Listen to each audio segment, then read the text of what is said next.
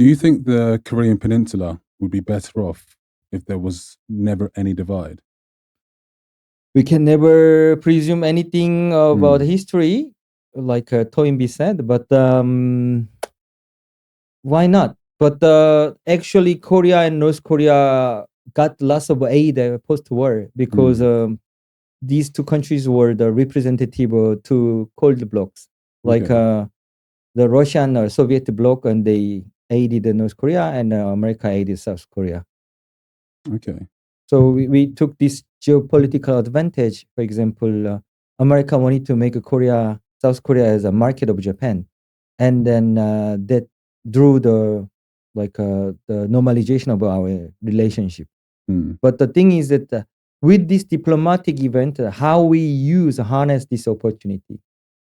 So we like attract the Japanese investment in South Korea, and we learned from them about technology, but finally we were not subjugated. That's one of the important point, because when you attract the foreign actors to your soil, have always like a curtail this risk of being only production base or market.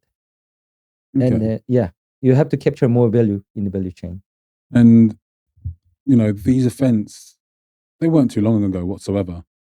So I wanted to ask you, if Which you don't events? mind, the civil war between North and South Korea, and I just wanted to ask you personally, how has this impacted you and your family? My mother's father, my maternal grandfather, his family remained in North Korea. So every first really? he passed away, but every first year he cried, and he said he was singing that I wanted to go back to my hometown. I wanted to see my older friends. So your family was from a little bit in the middle where the divide happened? Yeah. Wow. My mother's family. And then he had to come to South Korea with his like a single mom at the time. And then, was a hard time for him too. Wow. I'm so sorry. So when the divide happened after that, were they ever able to see each other, like, or never?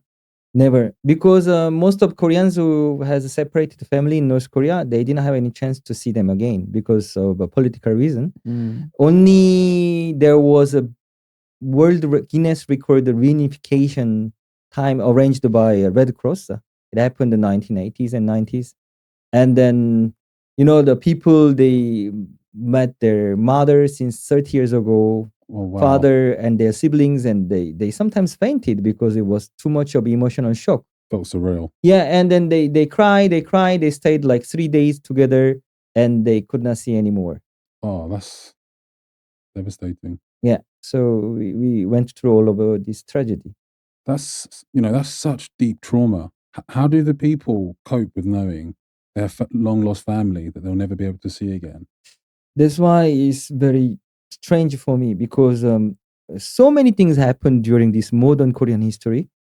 So people has a tendency of living like current life than thinking about the past. The changes and this dynamic is too fast, the velocity. So many of Koreans, they remember, but they don't feel it, the past. Do you think people like to forget? Yeah, they like to forget.